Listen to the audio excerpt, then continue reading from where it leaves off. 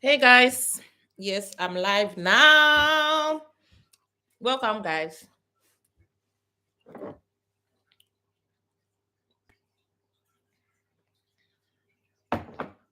Yeah, hi guys, welcome to my live stream. As you can see, this live stream was not planned. In fact, this live stream was not scheduled. So I'm just home. I'm free. I don't have an after class today. So I decided, hmm, there are things I've never shared, also things that nobody told me before I come to China. So I just decided this could be the perfect time to share this since I've mentioned in my last videos that I'm not going to be doing live streaming. But I think this is a topic that is good for live streaming, as I know that you guys will come here. You'd love to have one on one with me and I'm sharing in real time. That's a good thing about live streaming. I'm here now. That's now. So I'm going to be talking to you in real time. This is not a video that I'll post some days later and you have to come and watch as if it's just like it has been posted just now. It has been recorded just now.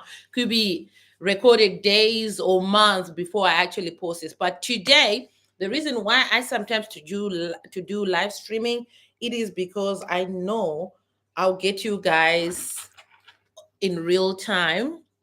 So yes, if it's your first time on this channel, honey, just subscribe. It literally costs you nothing. Subscribe and help me reach my your target. This month we are aiming for 35K and we are only like 110 subscribers away to reach that milestone. 35K and then 50K eventually. So guys, I need your support. So judged on the title that you're just seeing now, what nobody have ever told you about living in China. Guys, hold on. I am in my living room and I'm sitting on my rag. And this is an electric warmer rag, kind of, because now the heating system has been turned off. The weather is getting warmer and warmer now, but unfortunately, it's becoming colder in the house. So I have to make use of these floor warmers for the sake of it. I love to sit on the floor, so I need to turn it on because I'm beginning to feel a little bit cold. I just came home a couple of minutes ago. I finished work at 4:30 and I went to pick my boy, send him to his after school. I'll be picking him at 7. Now it's just an hour after I finish work and I'm home now. And I also have one thing that I want to work on that actually prompted to me starting this live. I want to undo my braids. Hi, I can see my first viewer joining us. Let me know where you're watching me from. Thank you for clicking today. Also, don't forget to like the live stream, recommend it if you can. So, thank you so much for coming tonight. Now, let's have a little chat while I'm working on my braids. Like I said, today I am removing these braids, y'all. Mm-hmm. It's been over a month. I was hoping to like stay with the braids until next month. That is, we are going to have some holidays in the coming weeks. That's in 2 weeks' time. We'll have a holiday here in China. So I was thinking that I'll take that time to undo my hair, but I also realized that I want to rest and probably travel. So I decided to undo my braids while I wait for Tyler to pick Tyler. Yeah, hold on, guys. I'll be back.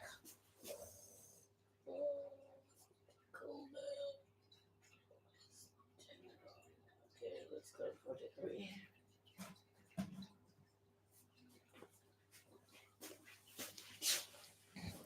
Okay, guys, the floor mat has been turned on. So I'm just gonna be chilling with whoever decides to join my live stream today.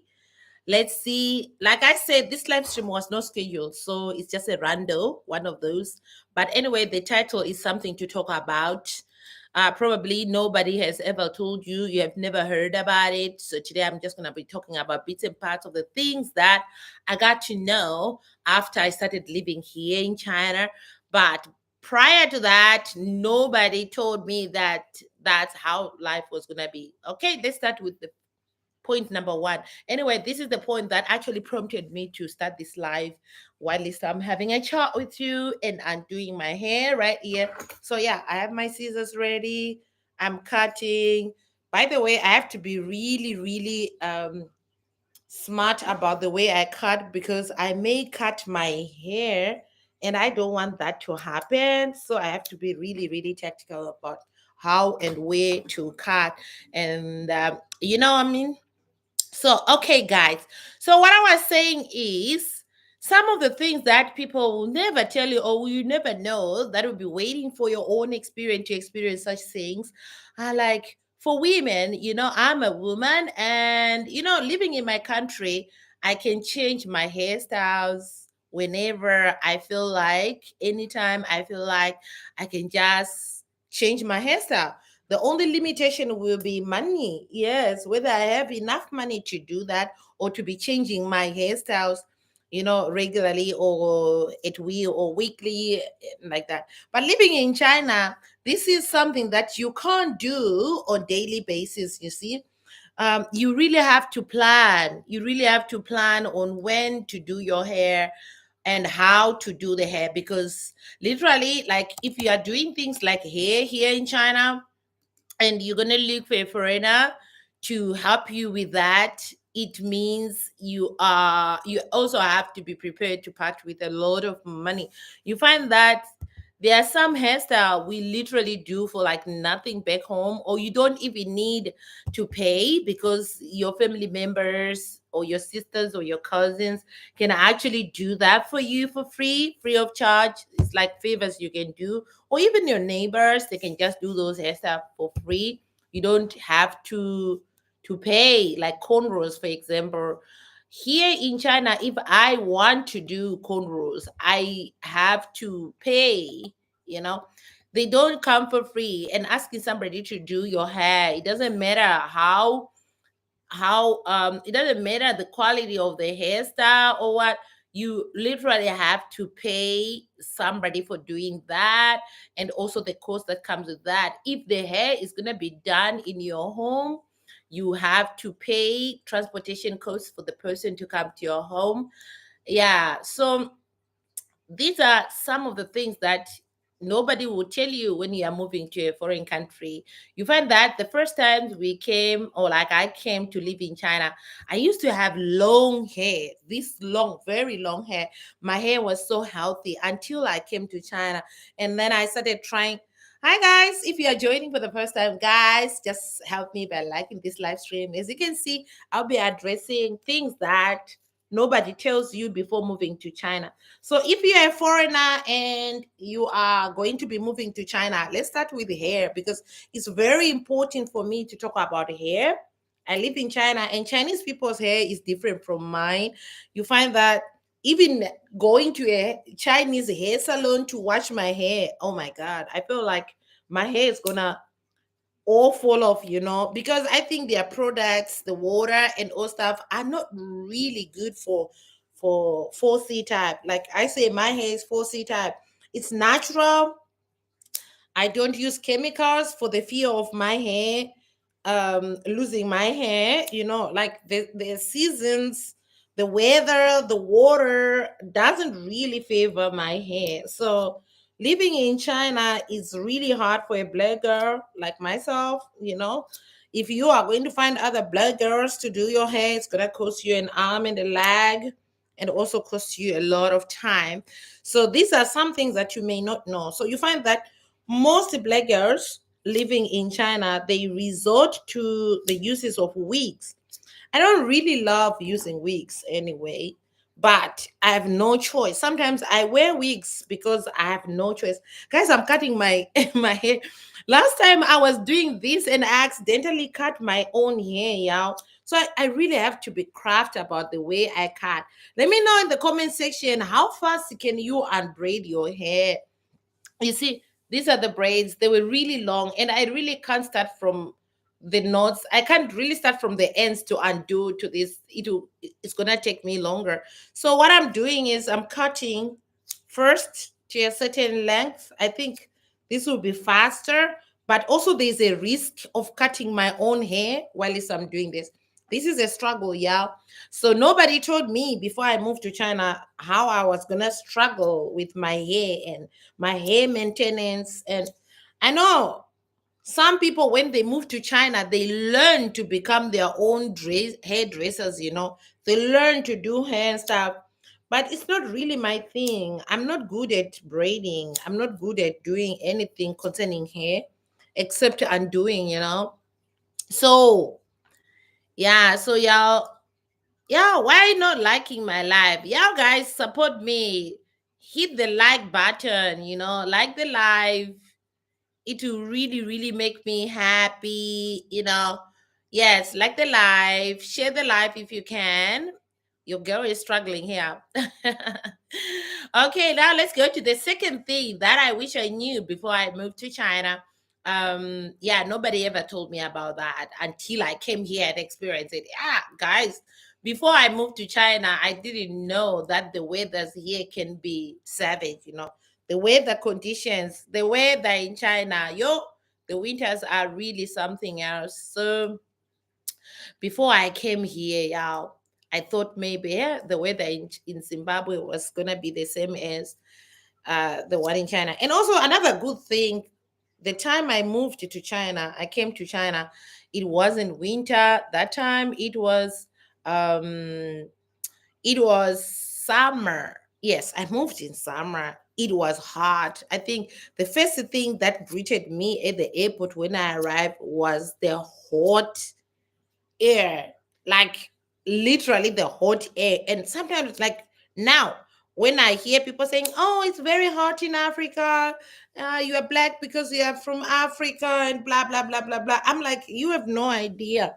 The weather in China in summer, it can be terrible. It's like it just extreme. Sometimes it gets to the extreme. Nobody had advised me that the summers here were that savage. I just came not knowing. I remember I never had this problem of nose bleeding until I came to China. I started having problems with my nose bleeding, and like short breath in summers, because sometimes it feels like the wind stands still, like there is no wind at all, and the sun will be scorching hot. It happens a lot. But before I moved here, I didn't know.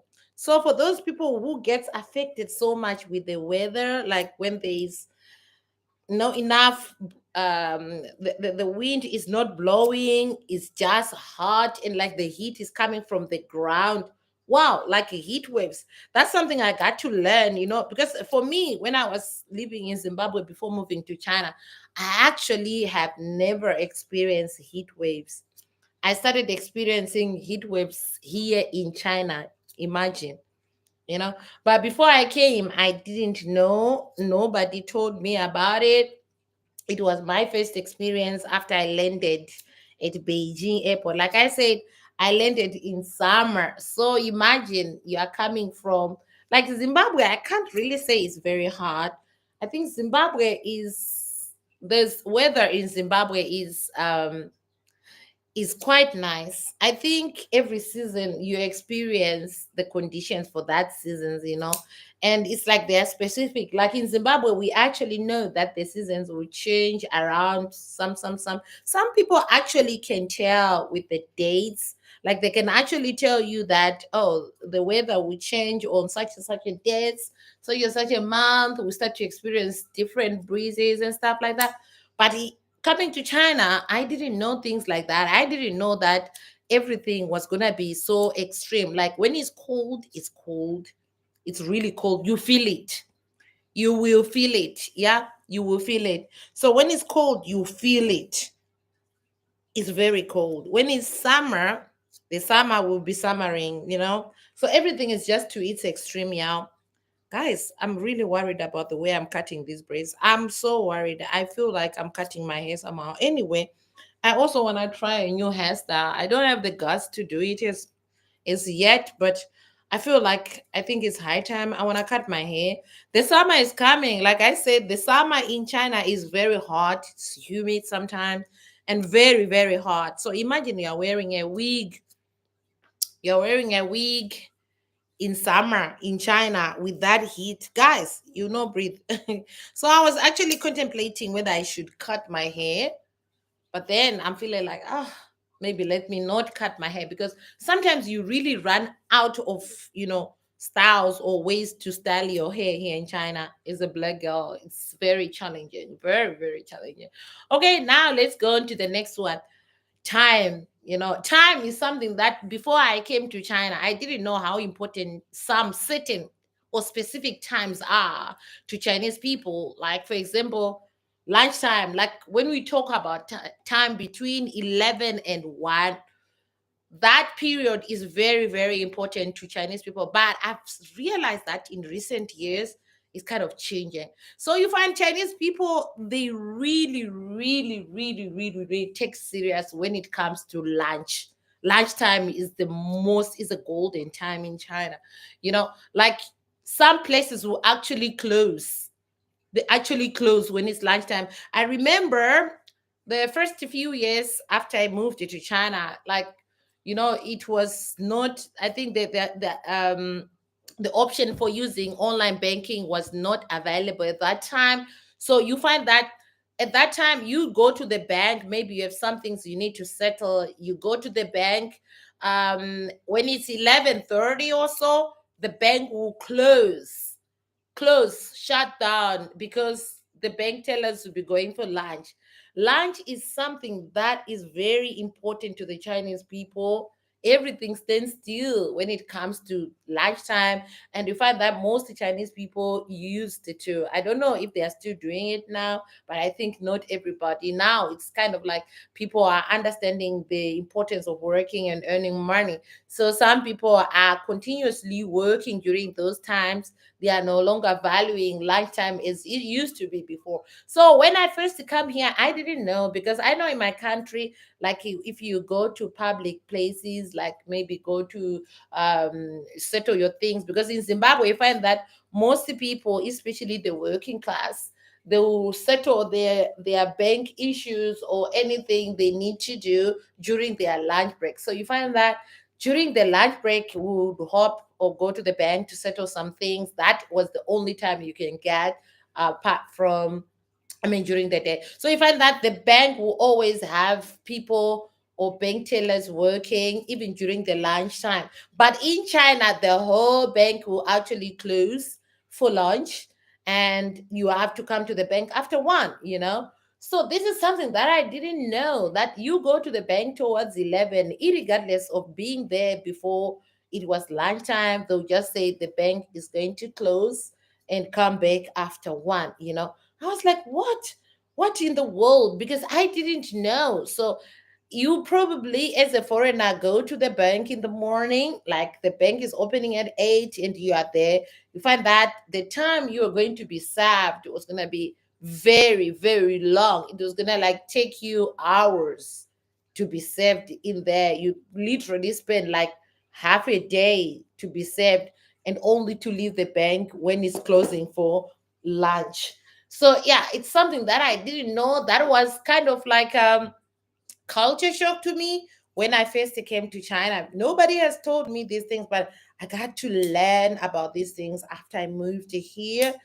And by the way, if you are joining my live stream for the first time, don't forget to subscribe to the channel, as well as liking this live stream. Okay, guys, now I have short hair. Now I have short hair. Should I leave it like this, or let me now start working on undoing the braids? Because I think everything has been cut now.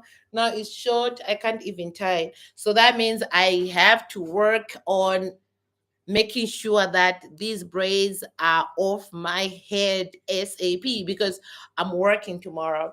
Like I said, that is the struggle of living in China. If I were to be living in Zimbabwe, I didn't have to hustle about this, because I'll definitely have people to, help me, and in no time the braids will be off my head. So that's the struggle for a black girl in China, y'all. I didn't know before I come here. I think China is better for like African men.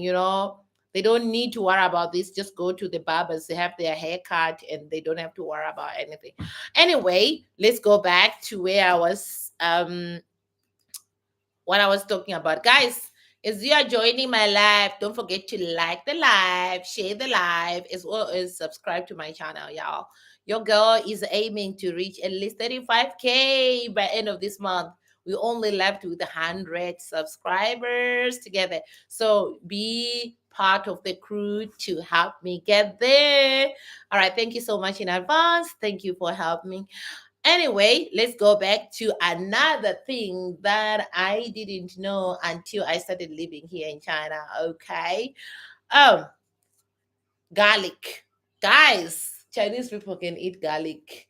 Garlic, like I said, lunch is the most important time. At the same time, you find that most people, when they eat their meals in the afternoon, they don't brush their teeth.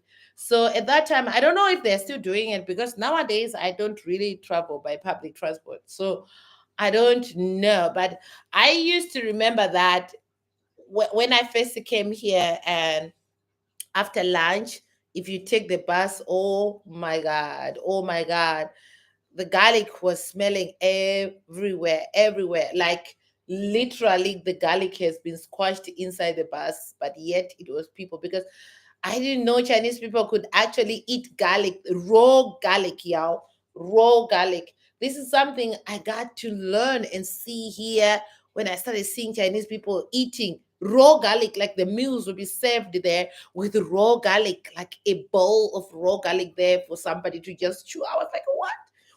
You doing? And I think that prompted me to not like garlic at all. Since then, I started not liking garlic. And even until now, I don't like garlic because of that reason. So they kind of like make me hate garlic. The way the garlic was smelling everywhere after lunch, it made me really develop some, hate for garlic. Yes, because people here can eat it raw. But I feel like in recent years it's reducing, or maybe they will do it and eat gums, or maybe brush their teeth. I don't know, but it seems like it has reduced. I don't get to smell it like I used to be, or it is because I'm used to it, so now I don't even tell. Maybe being in a place for such a long time, I think there are things you get used to, and just regard it as normal, and my nostrils just accepted that. Now I don't even smell it.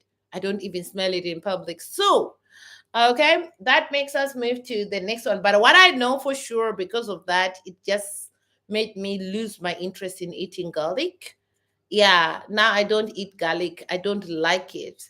I Not that I don't eat it for some health reasons or something. I think I'd smell a lot of it to the extent that I hated it. So for me to actually pick and say I'm going to cook garlic or eat garlic, hmm, I don't at all. I became uninterested in garlic, because of that time. All right, it's okay. Then another thing that nobody told me before until I moved here, you know, there are some cultures like before I came here, I didn't know that you can literally be telling people your business. You can be asked your private matters by strangers, which I found after I came here. I found it like, why are people so inquisitive? Why are they so curious? They want to know such things that I'll never tell anybody or people that I don't know. But a stranger can actually walk up to you and ask you things like that or such information and expect you to share it without any hesitation. So I was like, I'll give you an example. When I first came here, back in Zimbabwe, like, well, for me, most of the things I found strange or I found really different when I first moved to China, and nobody has warned me about these things prior to my coming here, are things that I'm comparing. Maybe some cultures in some countries they are acceptable, but where I am or where I come from, these are kind of like taboos, like things that you never ask somebody. You know, you don't ask unless the relationship between you and that person is quite good, like maybe you are friends or your family. Guys, I really need a scrunch, so I'm gonna stand for just a second, okay? I need a scrunch to tie this hair, otherwise I won't be able to do it faster and fast as I would like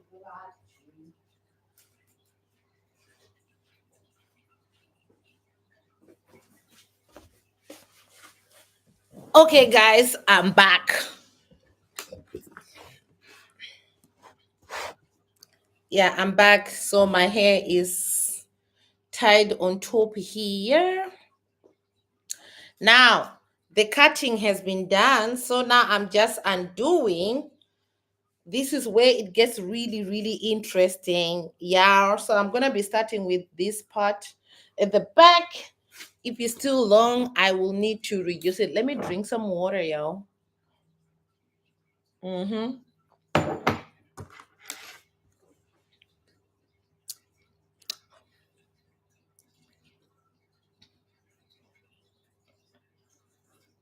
Okay, guys. All right, I'm back. Like I said, I'm back. I'm back. I'm back. I'm back. So where were I? All right, I was talking about respecting each other's boundaries. Like here in China, literally there are no boundaries. I think there are no limitations of what not to ask, what not to discuss, even at work, even on the streets. I realized that privacy is not something that is often honored or regarded when it comes to personal space or personal business here in China. I've realized that literally people can think they can just walk in your life, ask you stuff, and you just gonna share it, share information as easy as that. It happened to me in multiple cases. At the beginning, when I first moved to China, I used to wonder, like, how can a person ask me such questions, or how can a person ask me such, like, ask such questions, or want to know such private matters? I used to wonder, and sometimes I'll ask, why do you want to know, and what gives you the impression that I will tell you, or I will actually respond to your questions. Then I later on discovered, or later on realized that no, it's not only about me, it's about everybody. They don't really, really have those boundaries. you know there are no boundaries when it comes to your personal business here. And also, if you want to keep something as a secret, you'd rather not tell a single soul. That is safer, because I've realized that the moment you share something to Chinese people, well, that's the people I had encounters with before. You share something, immediately that thing is shared or is told to another person. So in that case, they don't know what is a private matter, what is a secret, or what is something that you are trusting on or telling somebody, because the person will surely, there is a 99% chance that the person will reshare the things you say. So I've realized that after coming here. So the best way is to just not share if you are not comfortable with your secret or your information being reshared. You know what I mean? So when I first come to China, I didn't actually understand about that. Anyway, back in Zimbabwe, there were limitations. I can say personal boundaries are observed a lot. you know People had to serve who to talk to, who to share with certain things with, right? You don't just share everything or personal things about your life with everybody. And also, people do not just ask you about certain things. Certain subjects are not asked. You are not asked, literally, you are not asked. I think it is just the culture thing that people know what to ask. For example, you can't just ask somebody about their salary, or ask somebody about who just got married about whether they are planning to have a child or not. But you find that in China here, the moment you get married, people will be start asking your business. Are you trying for a child? It is such a simple, or I can say, it is such an easy subject for people to just ask that question. I feel very shy to ask somebody, are you trying to have a baby? Are you, you know, like I said, nobody had told me until I came here. So for me, it was a shock when people, like after I got married with my husband, after we got married, you find that some work colleagues and people I knew, they started to ask me these questions. Are you guys planning for a baby? I was like, why on earth, you guys, why are you asking me such stuff? What gives you the hope, or what gives you the impression that I will tell you our business? Then later on, as time goes on, I also realized that no, the question was just not just for me because I'm a foreigner. I also realized that even among themselves, they ask each other. Even somebody who have, like, they are having, I've worked with a couple of teachers who have had problems with conception. Yeah, that's conception, right? Becoming pregnant or something like that. They've had trouble becoming pregnant. I didn't know that even the Chinese will have that problem when it comes to, you know they want to have children, but then they'll just don't become pregnant. It was really hard for them. I've had colleagues who had suffered such problems before, and most of them, what I've realized, that of course I know this is a very sensitive subject to talk about, but you find that every month the office workers or office staff will be asking that teacher, hey, do you have good luck this month? Did something happen, blah blah blah blah? I'm like, how can you ask such personal space? And you find that even the person who was being interrogated or asked, they also feel very very comfortable to share the situation or the current situation. Some will be like taking will be going to the doctors, taking supplements, maybe to help them to become pregnant and stuff like that. And they come to the office and share that information with everybody. And I was like, guys, there are some things you'd rather, keep to yourself. Let people see the results of whatever you are doing. Yes, you are trying. Let people know, or just guess that you are trying, but you shouldn't. No, just share such stuff. So that's when I've learned that, oh, there isn't really something called a personal matter here. People can literally share everything. Even somebody who will have problems with their husbands at home, the next place they'll be discussing those problems they had at home is with the other colleagues in the office. I'm like, guys, for me, one thing I've learned, even in corporate back home in Zimbabwe, right? I've learned that work should be work, and the topic that you should have with your work colleagues is about work. Do not involve your personal information with your work. I think the two actually it really doesn't work, because now you are sharing everything about your home, your life with your colleagues. Now, where is the respect? Where will they know the limits? Now everybody knows you in and out. They talk about you at work, they talk about your life at home, at work. And like, where, girl, you need somewhere to just chill out. Just the same way I believe that we shouldn't take work back home. When we go home, we should spend our time at home with our children, with our families, not interrupted with work stuff and bringing work from home. Talk about work at home, you go back to work, you are doing work and stuff. I feel like everything should just have its place and time. So you find that this was something that nobody told me before I moved to China, that in China, people will just discuss everything without any boundaries. A stranger then used to, like, I feel like having my own car and driving myself around. I feel like there are so many questions that I dodge on the street, because I remember when I used to take the bus, then I would have strangers sitting next to me, ask questions about my salary, personal questions, whether I'm married. And the moment they realize I'm married to a Chinese person, oh my God, the questions will be flying left, right, and center and back.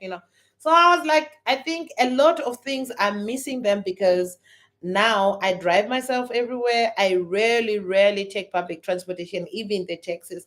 So you find that so many questions that I'm not even discussing here right now with you guys. It's not like I don't know about them. I know there could be maybe new ways, new things that people are being asked there as foreigner outside when they are taking public transportation, because there are various options, right, of traveling from point A to point B. And in most cases, people you meet, they don't really mind their own business. They want to interfere with your business. They want to know things. Even when you take the elevator and somebody is in the elevator or comes in the elevator after you, they still want to know where you from. This is a question that you can literally answer a dozen times in a day. People want to know where you come from. I don't know why they want to know this. And when they know this, the next thing is they want you to compare your country with China. I didn't know that you can be asked such questions. I wish somebody had told me before I come, because I think there are several ways that I had to answer this question. Sometimes it can depend on how you are feeling. Sometimes you could have had a rough day and you are trying to think, maybe you have things that are bothering you. You are trying to wrap your head around your troubles, and then somebody from nowhere just come in your personal space and ask you or start to interrogate you about where you come from, what you are doing here. Sometimes it will be impolite to ignore, right? But you find that a lot of people nowadays, especially foreigners, you see them with earphones, with headphones, not because they really want to listen to music or they want to always keep them so busy listening to something. Sometimes it's a way to show people that I am busy at the moment, because other than that, if you are just there, people will just start to ask you these questions that you may not be comfortable answering. That's something that I didn't know, that you can be approached. Personal spaces are not really, really observed here. Somebody may come and just stand very close to you, leaving no room between you, and start asking you questions. Like I said, and if you don't know, you may feel very irritated, or you may feel really surprised, or like, why is this person asking me this? Why am I being interrogated? But it's something that is a norm here. It happens a lot. And somebody told me before that most people ask about where you come from because it's like it doesn't start from now. It goes way back to the past, whereby there was this Chinese and Japanese war. So it was really important to know, you might be entertaining a string an enemy or something like that. So I think that's where the idea of asking somebody, the first question they ask somebody in China is being, where are you from? Before hi, what's your name and something, the first question that normally comes is, where are you from? Where are you from? I used to find it really, really strange. Like, you didn't even introduce yourself. I feel like if you really want to know more about somebody, the best way to do it is to introduce yourself first. I feel like, um, with years going by, I think most of my adult students that I've taught then, when I was used to teach adults, yes, I was not always a kindergarten teacher. Like I said, I started teaching kindergarten like 4 years ago. Before then, I was just a high school, a university, and as well as a primary school teacher. So recently, it's only since 4 years ago, I started teaching kindergarteners.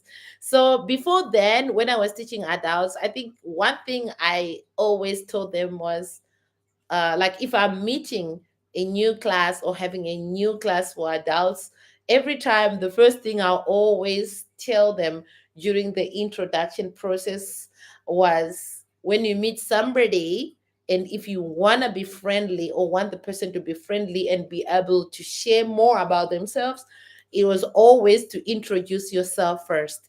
There's nothing joyous is to meet somebody who comes towards you and boldly introduce themselves with confidence, and then later on, before they even ask you where you from or what's your name, you can feel or have the urge to want to talk to them some more. Hence, you will answer every question they are going to ask you, because firstly, they made a good impression by introducing themselves, as well as showing interest in knowing you. So in that case, it will introduce yourself, tell the person where you come from and stuff like that.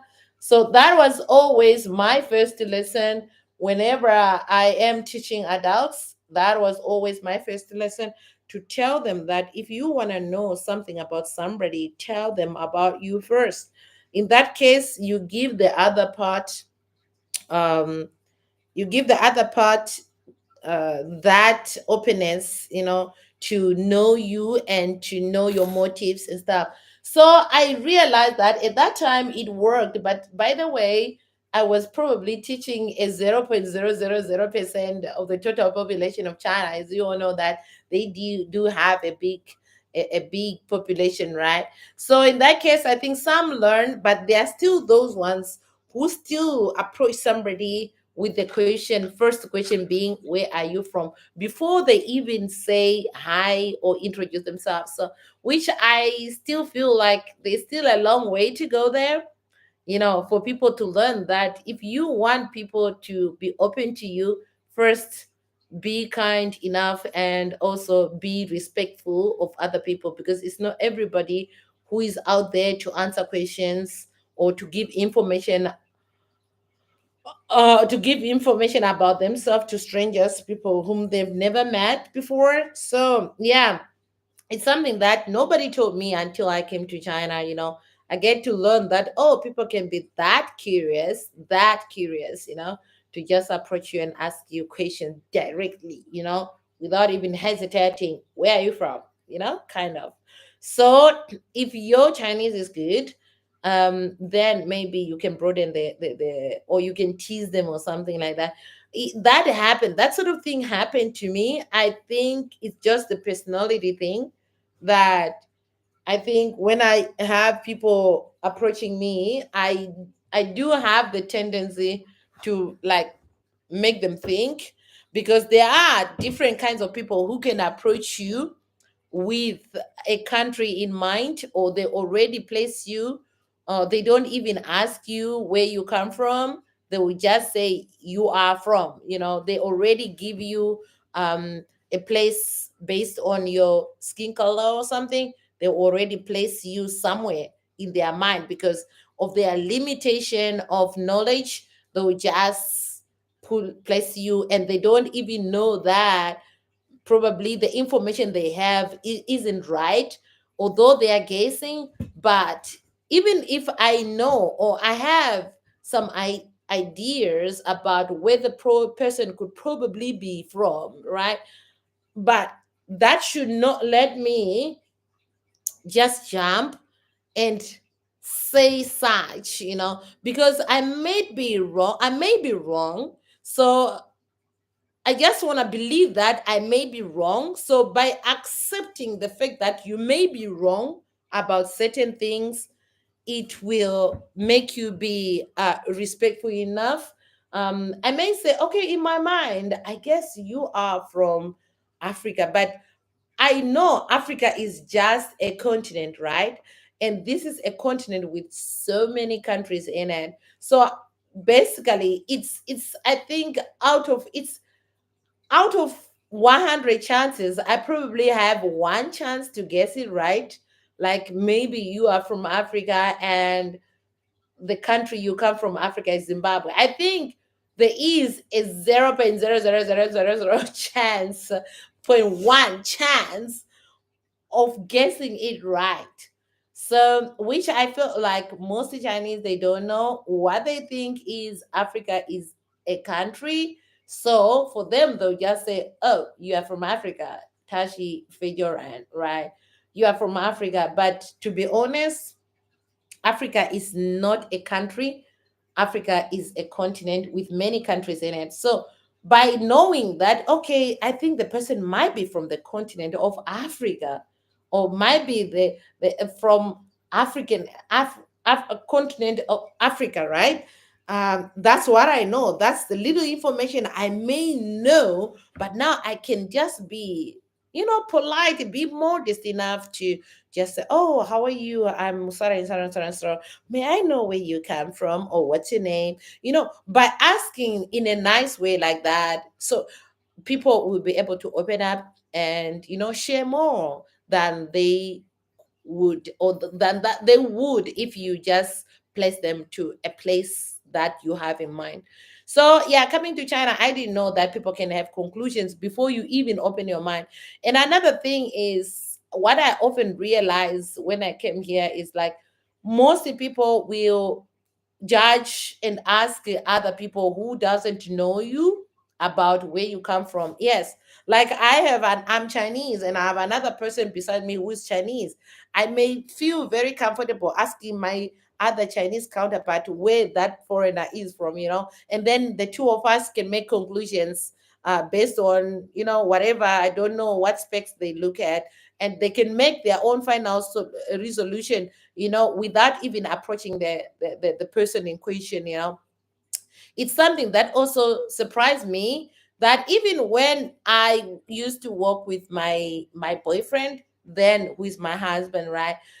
People will actually approach us, and instead of asking me directly, like they want to talk to me directly and ask me questions, they would rather go to the side of my husband, and I'm asking my husband in Chinese, "Where is he from? How do you know it?" So like personal questions, which I later realized that even my husband was getting agitated with.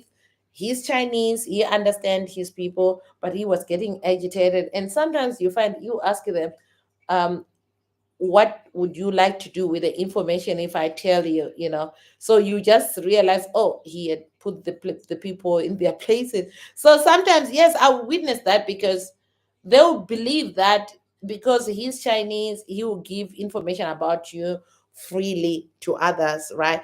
But it's not like it's because he's my husband. Probably that's why he would answer them that way. But I used to walk around with other Chinese too, those ones who would also feel very very happy to know about me, right? And also feel so happy to share more about you.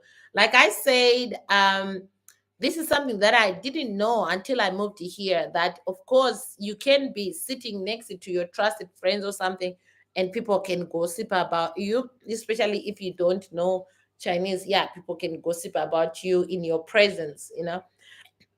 I found it really disrespectful, but it was kind of like a norm here. And I've gotten used to it, that things like gossip are things that are actually common here.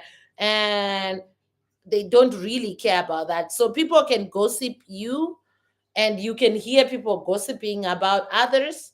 So what I know in total is it's better not to share any information to anybody, because here I think things like secrets are not best kept here. Honestly, I didn't know until I came here that if you are telling somebody a secret, it's more like you are asking them to publicize it. You tell them in secret, but they'll publicize it loudly.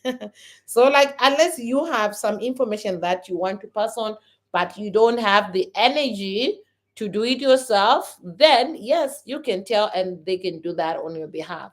That is also another advantage, maybe, of that.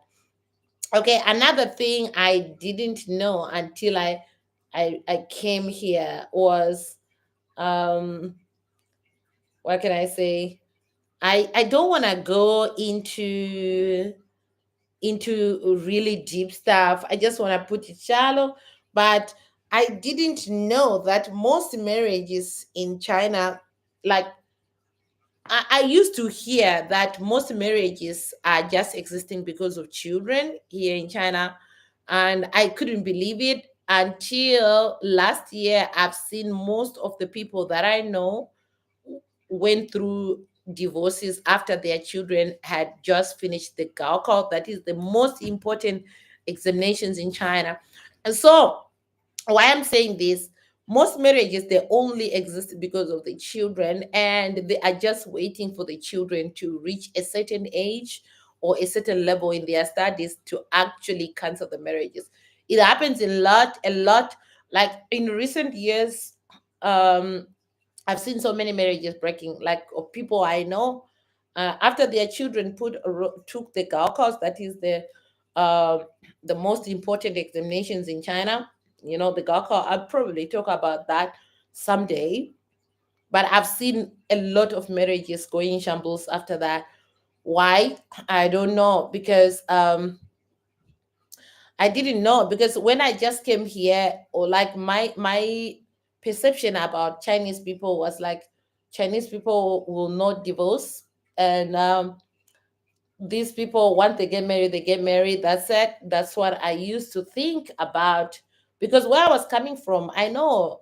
I think it's just a global problem nowadays that most marriages are not lasting, but I didn't know that in China, people can actually stay together for such a long time, even when the marriage is not working, but they can just stay for the sake of the children or the child. In most cases, it's one child, right?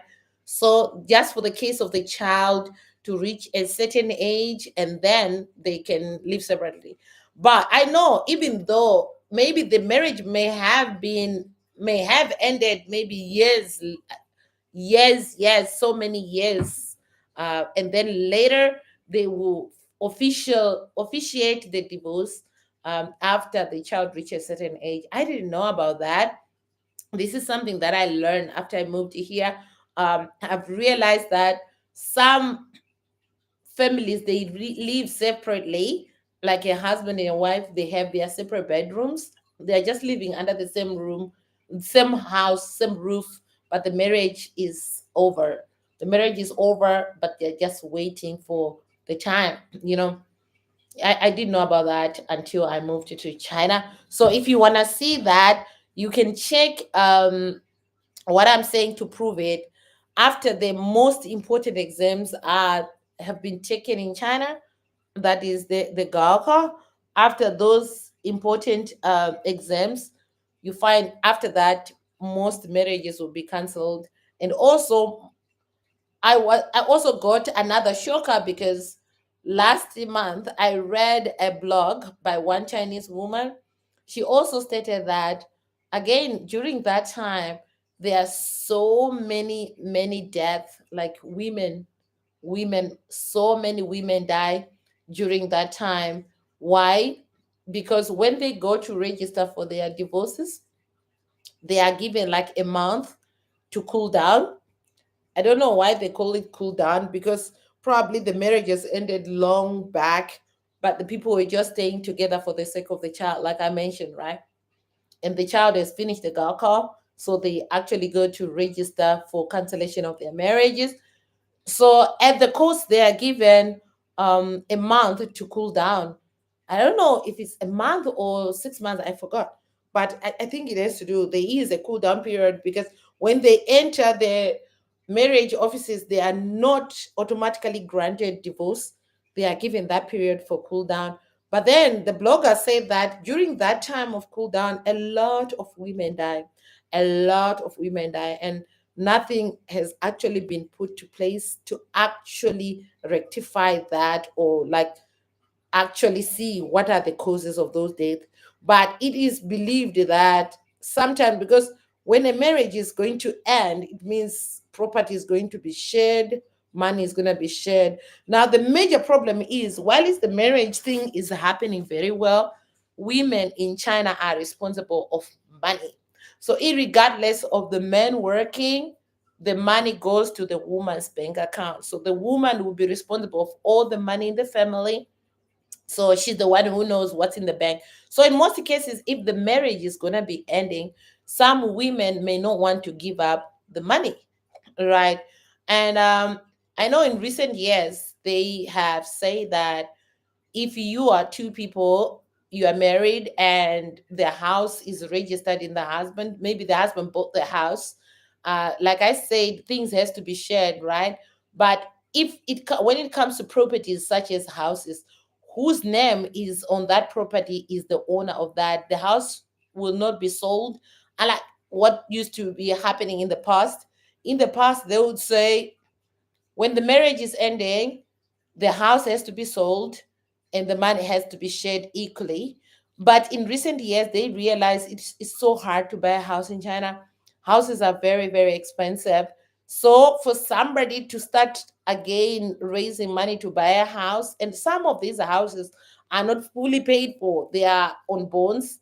People are still paying for them. So they've realized to avoid such problem, because it's hard for a person to buy, the man will not be able to buy another house again. So they realized it was really difficult for men after they divorced to find houses or buy houses again.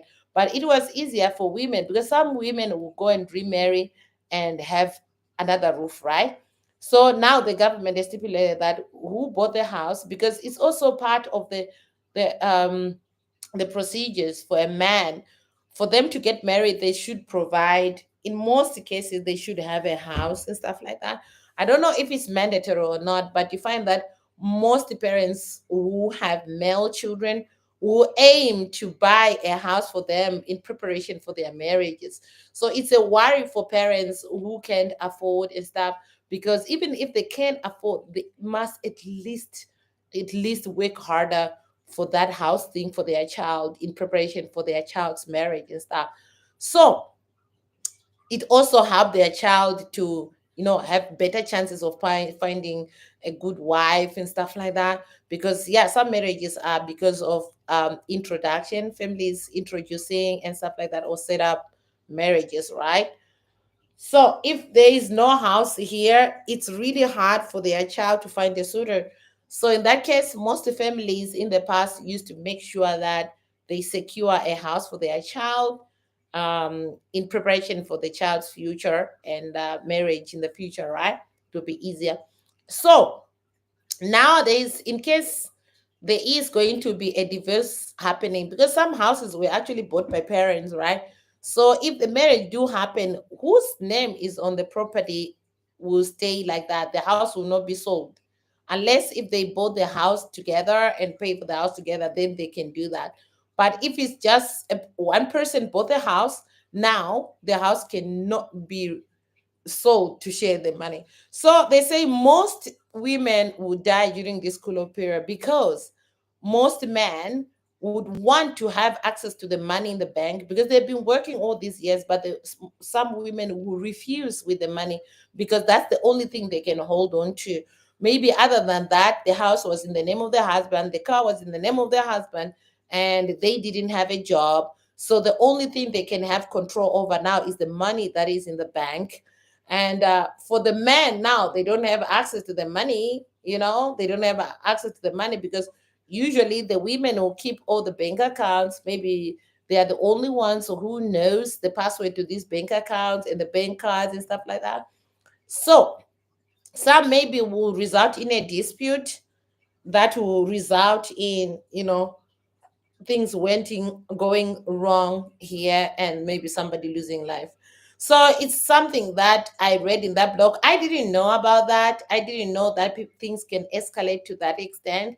I didn't know. But it was something shocking when I saw it in that blog sometime last month, when that woman was talking about that.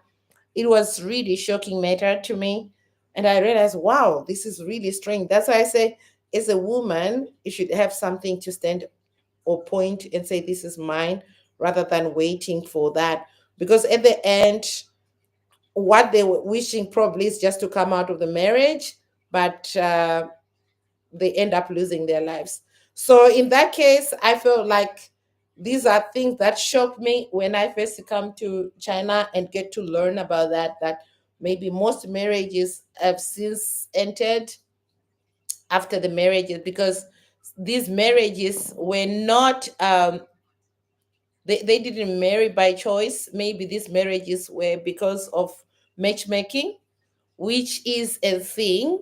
But I've realized in recent years, it's no longer that common, for people to be matchmaking again.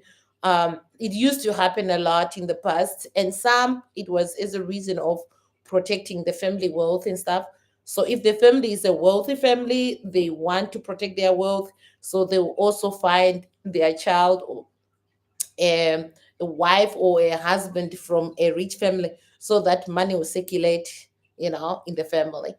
So in that case, it was matchmaking, and you find that marriages like that, they only wanted to have an heir, but marriages like that never had real love. Yeah, real love was not part of that. It was just for the sake of bringing two families together and keeping. It was more like a business transaction, maybe.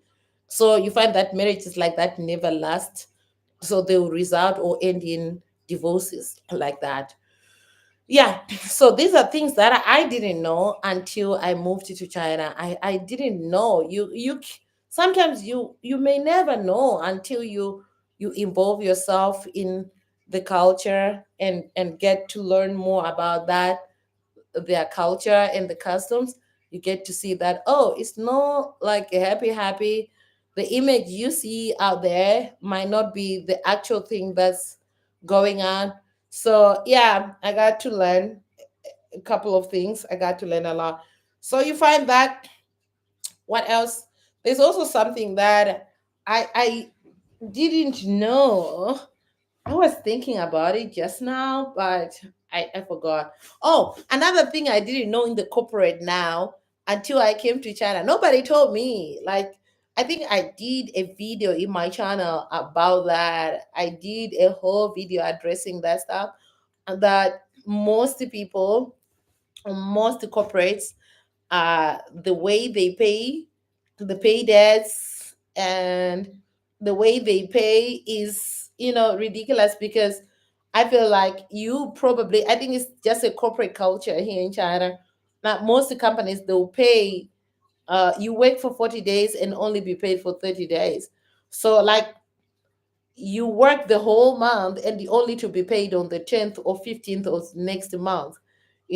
This is something that was totally new. I didn't know, and I was shocked when I first came here and, well, find myself in the corporate world, working here and getting your remuneration 45 days later.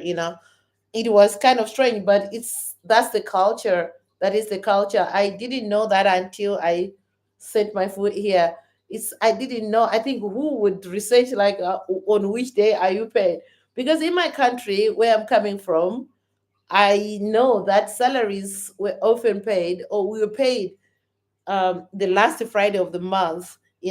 So irregardless, maybe the last day of the month is gonna fall on a weekend. The last Friday of the month you get your salaries, right? The last Friday you get your salaries, especially if the month is ending on a weekend. So you get your money before the weekend. Your bank will be updated. I didn't know. When I come to China, I got to learn about that. Guys, I have, okay, what just happened in my bank? I can see a message from my bank. What happened? Oh, something. Let's see. Okay, it's an update. It's an update. Transmit. What happened?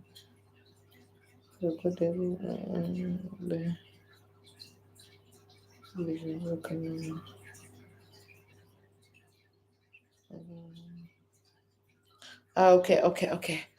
All right. So, guys, so I said I didn't know about that. So, yeah, it's something that I learned. I got shocked into, even until this date, you find the payments are often done in the next month. So, you work for 30 days, you are paid on the 40th day. Yes, for the last 30 days salary wages. So, yeah, it's normal. And I also didn't know that as a foreigner, you have no access to a lot of things here because you are a foreigner. So you don't have access to bank loans. Also, another thing that this is the major thing that I didn't know until I moved to China. I didn't know that regardless of how long you're gonna be staying in China here, you your chances of getting a permanent residence is so slim, so slim. It doesn't matter you are married, it doesn't matter you work here, you have a stable job here, the chances of getting a permanent residence are so slim. I think it's an Asian country thing. I think it's very hard to get permanent residence in Asian countries unless you have some ties to the country, like maybe marriage. You marry somebody from that a citizen of that country, then that is one easier way to get the citizen. But in China, even though you are married, that way doesn't really work here. It doesn't really work. It now just depends on the city, what the city think about it and stuff. So I think, guys, we have I feel like, should we just end this live? Thank you guys for coming. Also, do like the video, do like this live stream, y'all. Like, I see we are so many of us here, but the likes are really they are disheartening, y'all. Just press the like button to support my channel, yeah. If it's your first time here, also subscribe to the channel. It doesn't cost you anything. Just click the subscribe button, y'all. Thank you so much. Thank you so much. Yes. So as you can see, this is a struggle. These are things that I didn't know until I moved here. These are things I didn't know until I moved here. So any questions, y'all? You are there. You are listening, guys. Let me know. Thank you so much for the like. I can see it. Thank you for blessing me with the like. And also, if you are not a member of my family, just click the subscribe button and join the Rhoda Jang or simply Rhoda family. Jang is my husband's family name. So yeah, guys, I've been talking here. La la la la la la la. Please bless me with your like and your subscription. It really means a lot. It really means a lot, y'all. Means a lot. And your presence here and listening to me just give me the energy to keep on talking.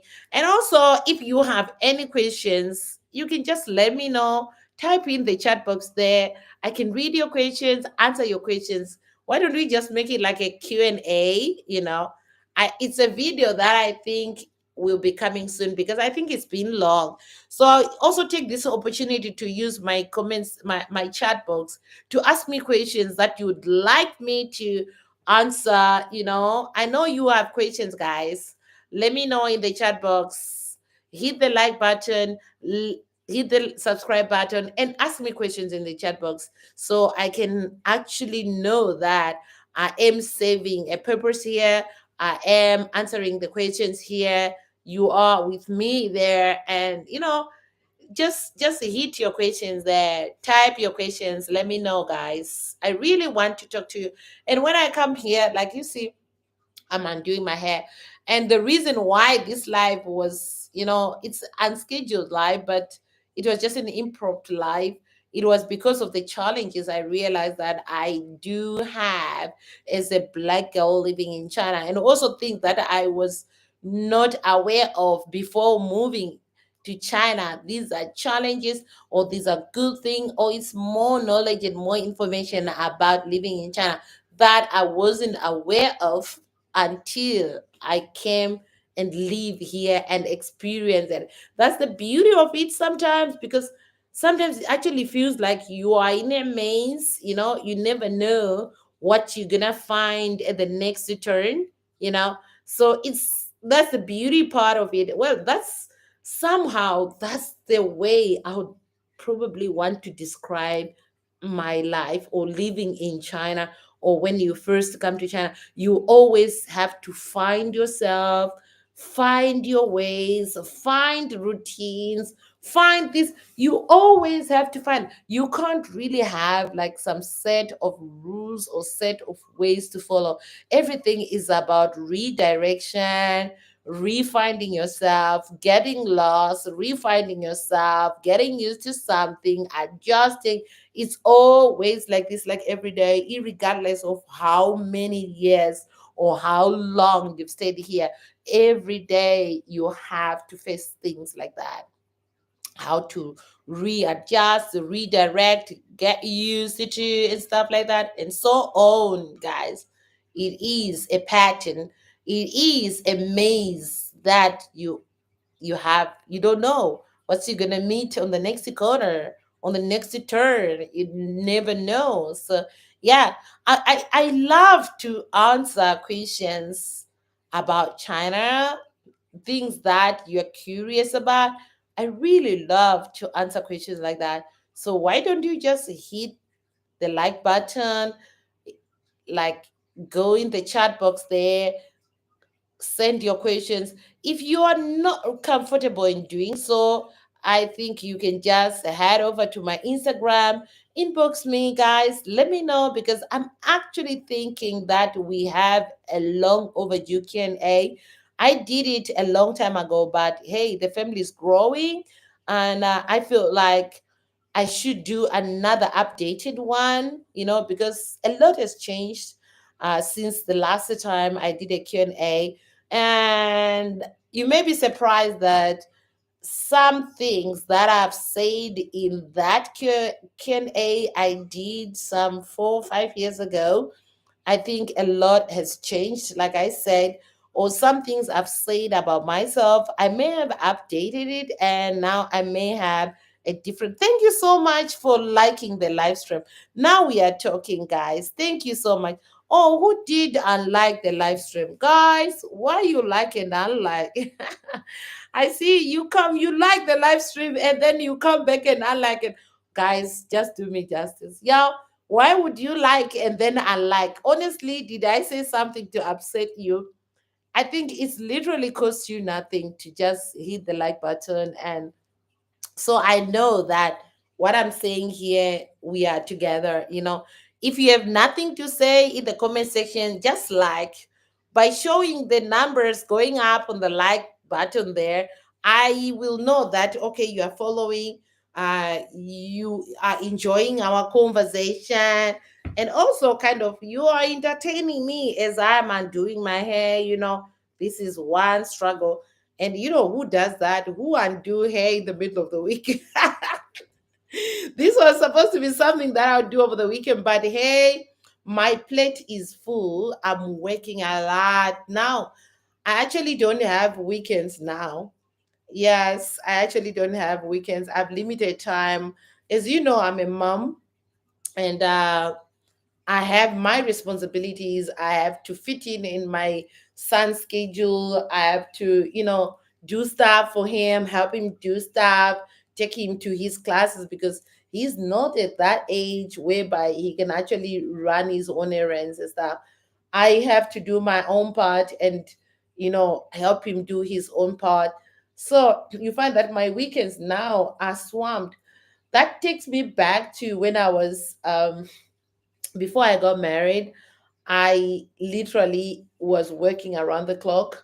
I didn't have weekends. I was studying, I was working, I was literally doing everything. I had a blog, I was writing, I was reading, I was a runner, I was doing stuff for my Zimbabwe business and stuff like that.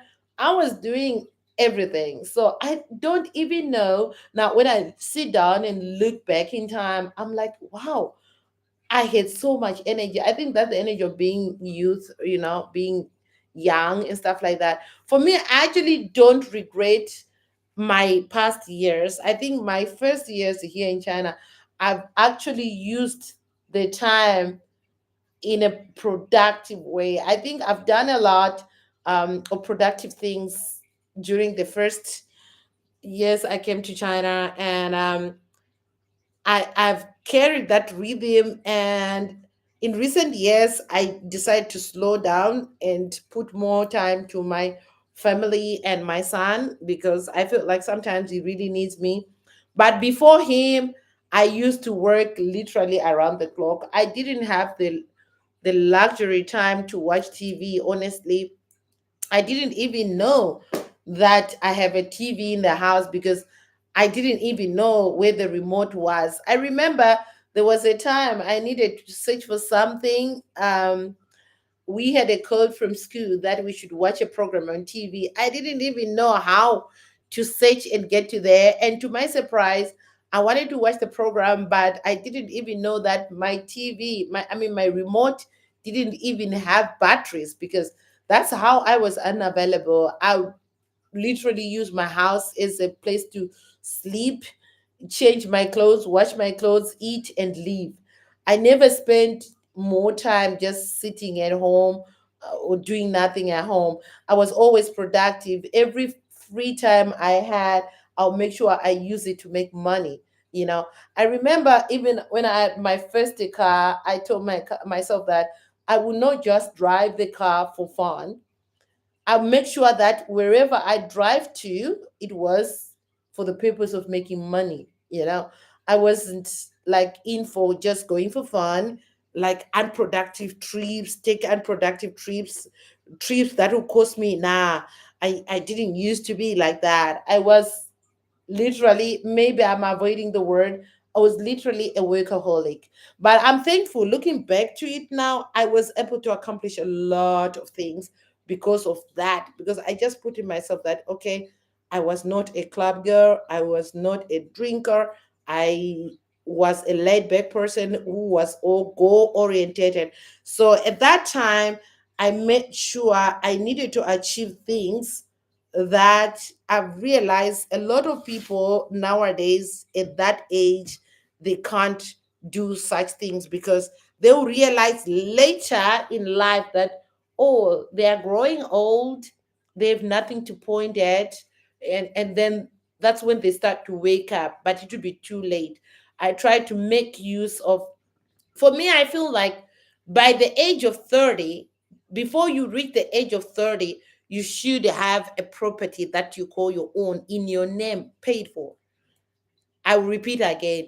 Before you reach the age of 30, irregardless of being a man or a woman, you should have your own property that is in your name and that is paid up.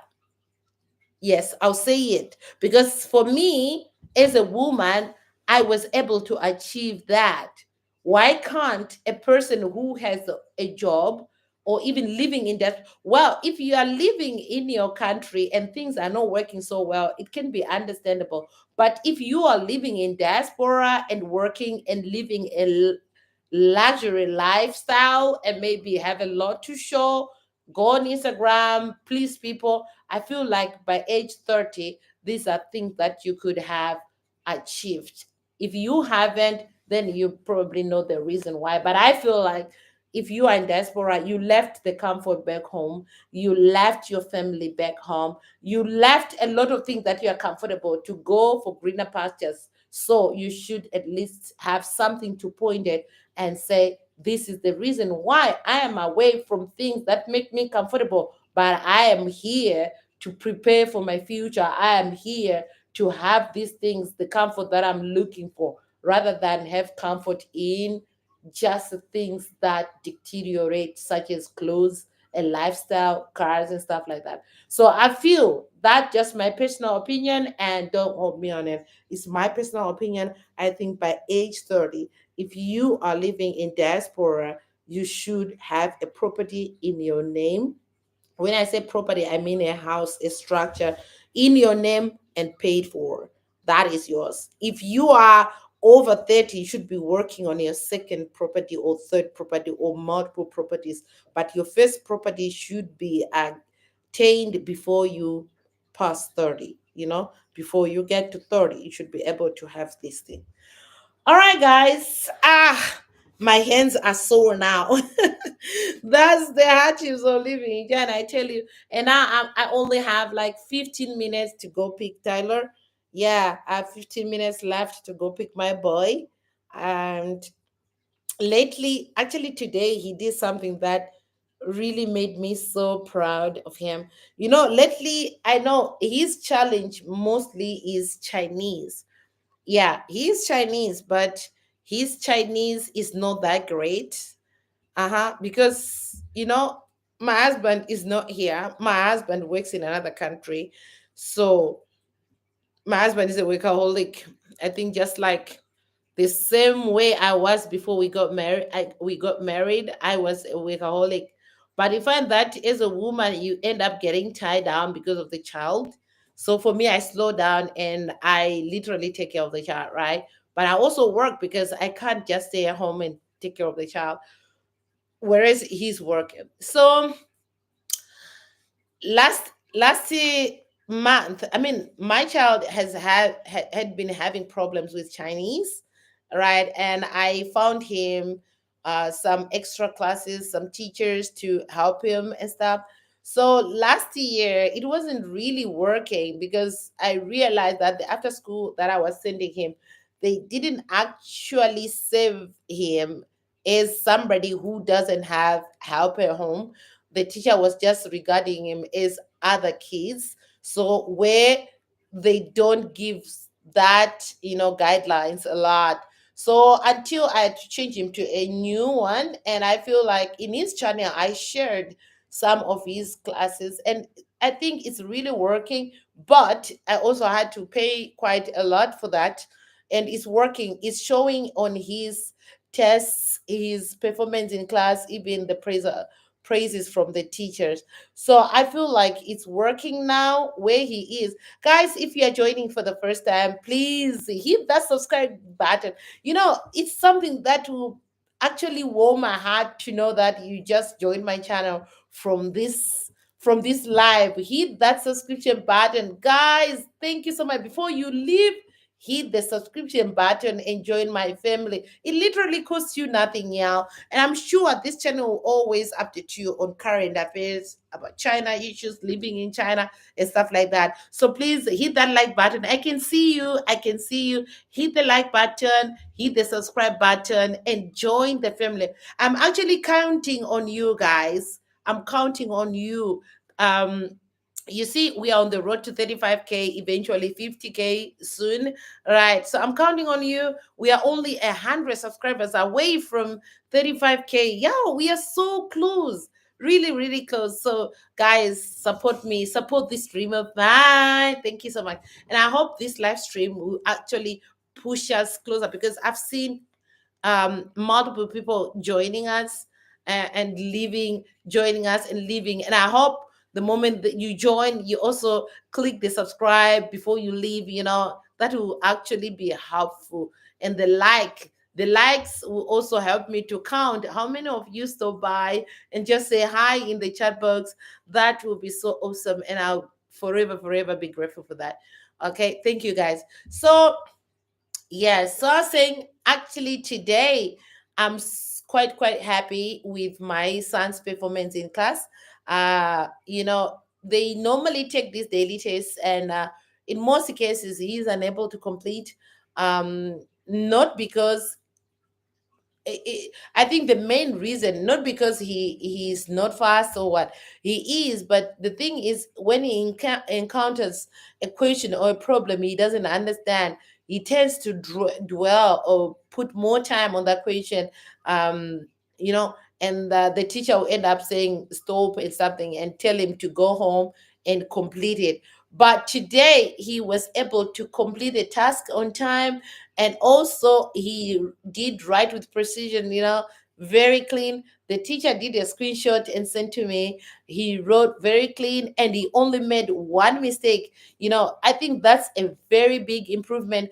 And even recently I actually see his interest in him wanting to improve his grades. Even before, when he used to come, I can say, guys, my son was having problems with his side, which is also something I tried to avoid. I didn't want him to end up wearing glasses like myself. Even my husband also have this problem, the eye problem I do have. And I was praying that my son will not. But as you know, the chances were really slim of him having a good eyesight. But as inevitable as it is, I wasn't hoping for him to do. But in recent days, he's been having problems with his eyes. Even at school, he was unable to read what the teacher writes on the board. So you find that the teacher would message me or even tell him to come and tell me to take him to have glasses. So finally, last weekend we went to the hospital, eye hospital, to have him checked. As you know, I didn't want him to have glasses, but well, the tests just prove that he has the same problems as I do and as same as his dad does. So now the boy is wearing glasses. So this week has been excellent and very good because his vision is now clear. He can actually see, he's coping up with others. And I like the teacher. His teacher is very good, and his teacher is very good at communicating. So since he started putting on glasses this Monday, the teacher has already seen some improvements, and also she has already reported them to me. Unlike before, whenever they had a task, he was unable to complete the task, right? So he would always come home with a lot of work that prompted him from like that prompted him to like be busy at home, and he rarely had free time. He was always writing because he had lots of work that he needed to keep up with and also complete at home. So last weekend we had his eyes is checked, and now he's putting on his glasses since Monday, and everything is clear to him. He's enjoying it, and it also helped him improve his studies. And you can actually see like he's getting more interested this week in his studies. He's also doing preview before they get there. He's doing preview. He's really excited to research about words and even learn dictation on his own. So today they did dictation in class again, and he was he got he only got one mistake. He only had one mistake, and he got everything else correct. So he was really excited when I picked him after school, before I sent him to the after school, and he told me that he actually completed his daytime schoolwork. He's only left with homework and stuff. So I'm really excited for my boy, and I've seen that I should have started. I mean, I should have had his eyes checked way earlier than later. But anyway, it's all good. Now he can actually catch up with others, and now he has less problems. Now he can actually see well, which is a plus. So he's really excited about it, about the classes. And now I was lecturing, I was lecturing to him on how to take good care of his glasses, right? And the boy is learning quite well, and he's really excited. And, I was like, okay, probably when he comes back from school, he would just tell me that the glasses are lost or something else. But anyway, it's almost Friday, and he still kept his glasses intact. And the boy will always come back with his glasses. They are not broken. They are in good shape, and I'm really excited for that. I mean, that's also a sign that shows that he's growing up. He's now taking charge of his things, taking good care of his things.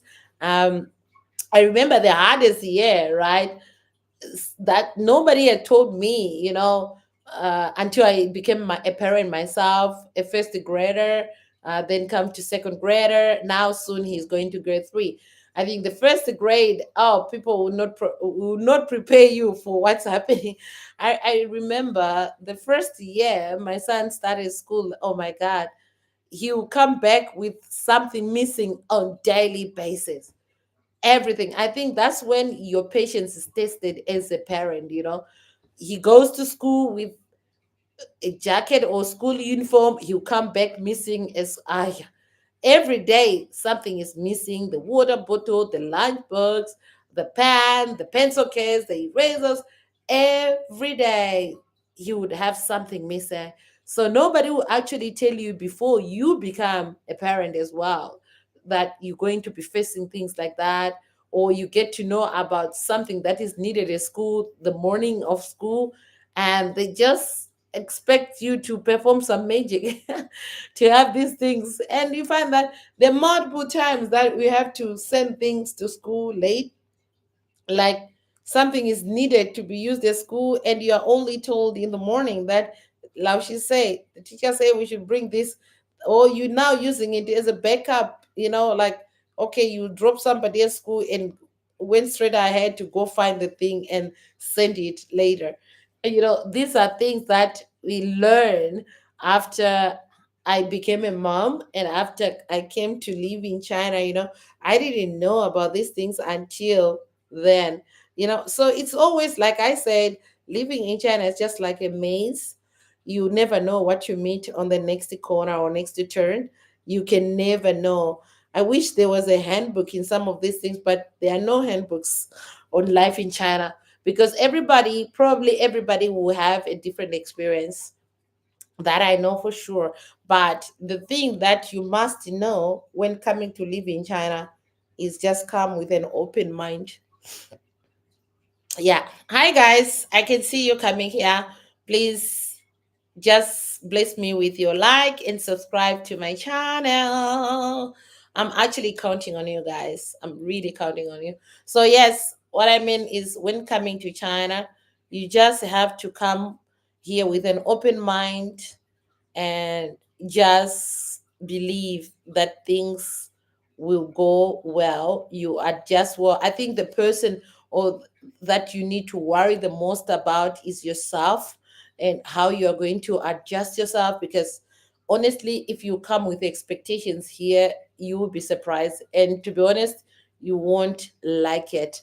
So coming with an open mind, and try to feel as you go, try to adjust and be in the present, be here, be I think that's the best gift you can give to yourself when you are coming to China, the ability to be present, because that's how you're gonna learn.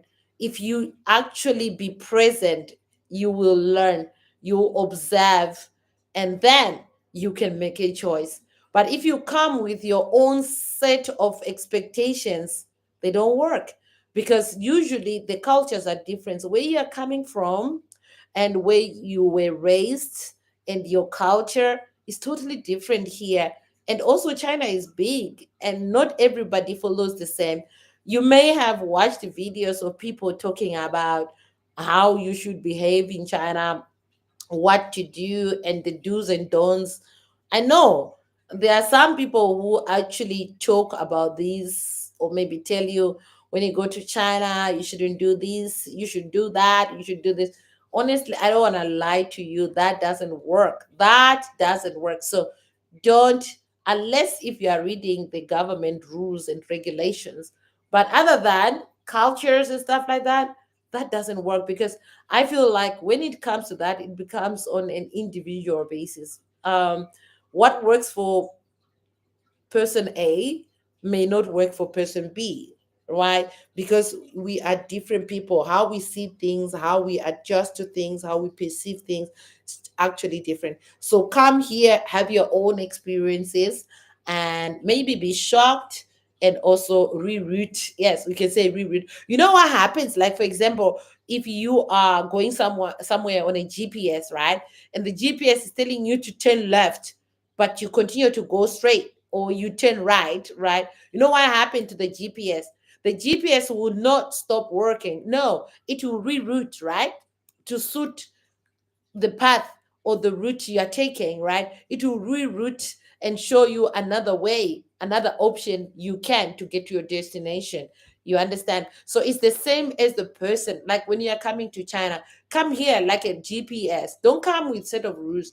Yes, you can come with a GPS, but have the ability to choose the way you want to route or map your destination. Hi guys, I can see you coming in. Please, if it's your first time, subscribe. It literally costs you nothing. Subscribe and hit that like button, and I can see you.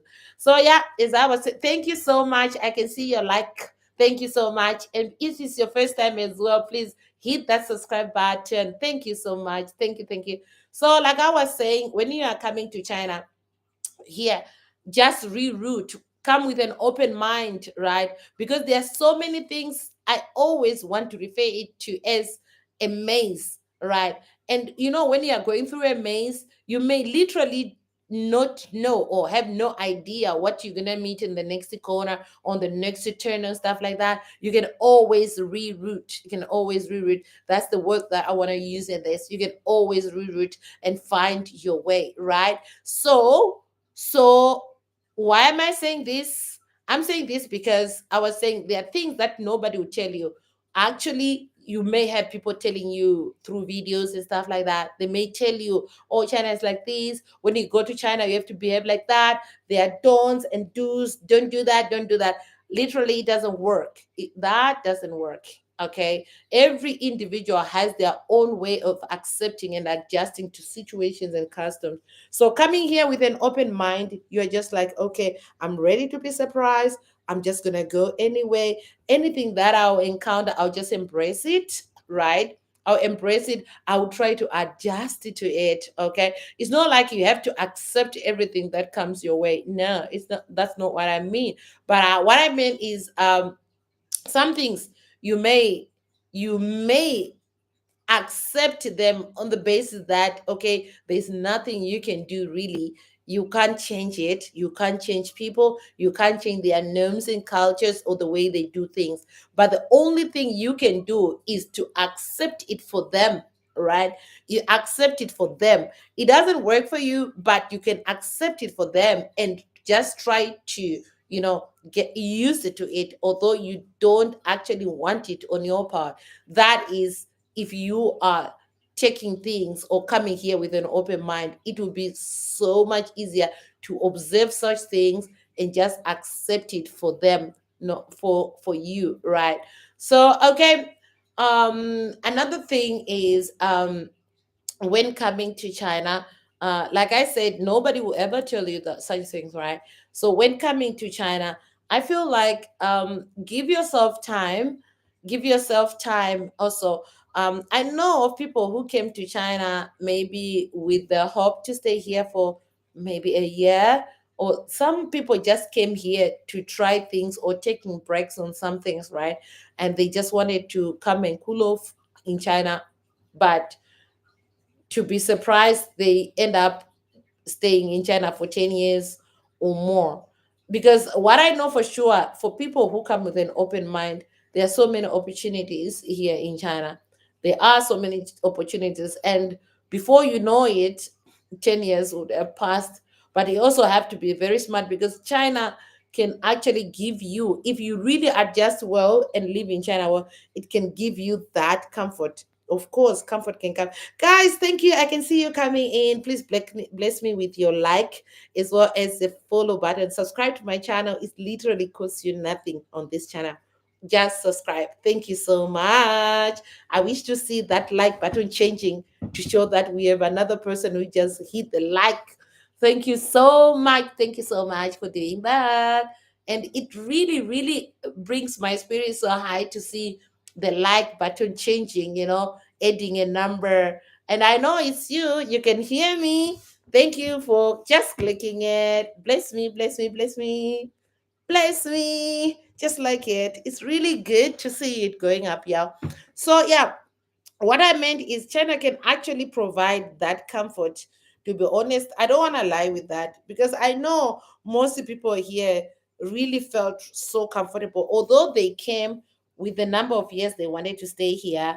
You know, most people, I don't know of any person who can actually say that I came to China wanting to stay here for like 2 years, and 2 years I was out. I don't know of a person like that. But most stories I've heard so far were people telling me that they came here saying they want to be staying in China for 2 years or 3 years, but they ended up staying for over 10 years. For over 10 years. It happens because China can actually give that comfort easily. When I say easily, because you find that the cost of living here as compared to other countries may be very low. So a person can actually live a very comfortable life, even on a low income. They can actually live on a very, very comfortable life here. So which is so easy again to draw people and to make people buy time. They feel like they're buying time, right? They're buying time here.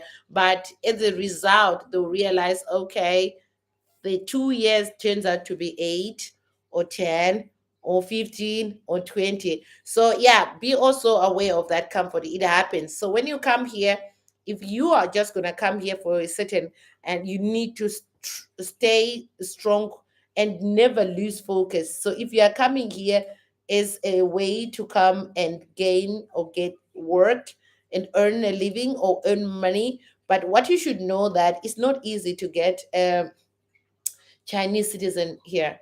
It's not easy. So if you are going to stay here for a period that you give yourself, make sure that you work really hard to fulfill that time and make sure the purpose that you came for, you actually manage to. Because if you say, oh, from next month I'll start saving, from next month, actually nowadays you can't really be certain of what happens tomorrow. Like I mentioned, that it's like you are living in a maze. Yeah, that is true. Like you are living in a maze because you may never know what happens when you turn left. You may never know. This is the truth. And I know most people who are living in China at the moment, they don't want to hear about this. They don't want to hear about this. I know a lot of people who are regretting their time here. Not that they were not living well, but they were people who were living recklessly. And there are foreigners like that who are living recklessly, who are spending time on having fun, having good times. And then at the end, they actually didn't fulfill some of the goals their peers or people they grew up with managed to back in their homes or in their home countries, because they became too comfortable. They became too comfortable. So that's another thing. When you are I feel like anyone or anybody who goes to another country to say, okay, I'm going to look for greener pastures, I'll repeat again, I think there is a certain part. I think if you miss that part and you have a chance, you can rewatch this live stream and you get to that part. I mentioned that I feel like even if I have people who are under 30 years, who are under the age of 30 years on this live stream right now, I feel like it's your responsibility that before you turn 30, you should have something in your name. When I say something in your name, I don't mean a car. I don't mean something that depreciates its value. I mean something that can always appreciate, something you can always fall back on. In this case, I'm talking of a structure, a house, a building that is in your name and that is paid for. That is paid for. This one, I mean it, and I'll not take my words back. I feel like if you are living in diaspora and you have been living in diaspora for more than 5 years and you still don't have this thing, I feel like you really need to sit down. You really need to look at your life. You really need to reevaluate your options and reevaluate what's important, what you need, and your purpose of living in a foreign land. Other than that, I feel there is no excuse, really. There is no excuse to say, I don't have this because I was waiting for so and so. I don't have this. I know at one point there isn't money, even regardless of China or any other country. I think there isn't money that you can say it's enough to do that. I think we don't have that figure, but you need to plan. You have to have a good plan. You need to plan to do something. Even somebody who earns the lowest wage, it only needs somebody who is smart to plan and know what's important and what's not, know what is a priority and what's not. But anyway, I know there is an age I've seen, because I've met people in these ages, and sometimes I wonder whether they even think or consider their their lives, their future, whether they even think a bit. Because I feel like most people, when they're in their 20s, they feel like they have lots of time ahead of them. But I feel like if you can achieve certain things in your 20s, I think you give yourself less pressure, honestly. For me, I think my first property, I got it before I even turned 30. I think I was in my mid 20s. In my mid 20s, I made sure I work hard to have a property in my name in my mid 20s, right? So I feel like this is the prime time. That's the prime time, whereas that is also the most dangerous time, because people think we have time. But to be honest, time is not guaranteed. You are not guaranteed of that time. Although you feel like, oh, I have lots of time to accomplish my dreams, I have lots of time to do such things. I feel like you are not really guaranteed for that time. Okay. So I feel like if you are in your 20s, this is the right time to kill those dreams, to work hard for those dreams, to really work hard to achieve whatever is in your mind.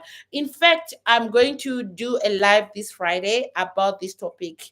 Okay, so guys, let's make a date again this coming Friday. We're gonna talk at length about the importance of making proper decisions in your 30s, especially in your 20s, especially if you are living abroad, and what you ought to do before you hit 30. Because I think by hitting 30, you should have, I think things like having your own, I know some in some countries they have to pay student loans and stuff like that, but I think your prime plans and goals should be made in your 20s, because you are young, you have energy, you can kill your dreams at that time. But that's also the prime time to lose focus. So be careful. A lot of people, it's not like they were not focused, they were, but it's also a time in your 20s you are lured with soft life, lured with unnecessary things that you don't even see value of. I look today, I made a post in my Instagram. I remember, yes, that's today, that there are things that I used to care a lot about um in my 20s, in my early 30s, that I don't even give time now, that I don't even care about now. Those things used to be very important. I was so concerned about those things, but now I don't even care a thing about those things. I don't even care. Hold on, guys, I need to make a quick phone call and I will come back to you before we close. I need to make a proper closing to this live stream, so hold on a minute.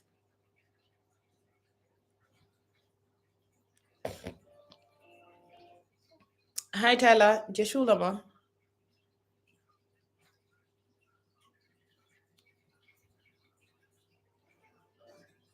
Ni Jeshulama.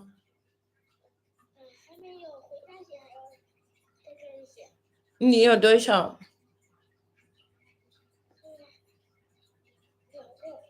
多不多？那你快点，我给你10分钟。他是写什么呀？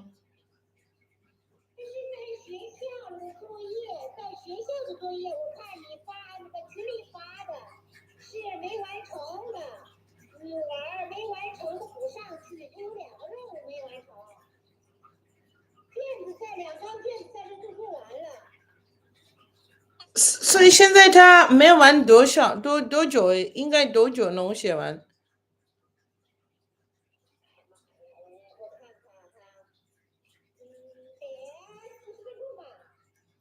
？40分钟不行，我给他20分钟，然后过来接他。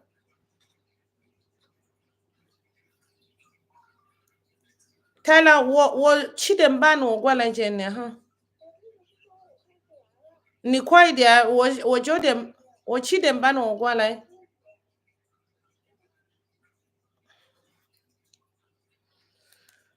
Okay, it's school homework, y'all. I'm sorry. So I'm back. We can continue while I'm doing my hair. I'm almost done as well. I'm left with the top part. I think the sides and the back is all done. So yeah. So what I was saying is I am probably gonna reschedule another live stream for tomorrow night. And we guys, we need to really talk about goals that we need to aim for in our prime time. That is in the 20s.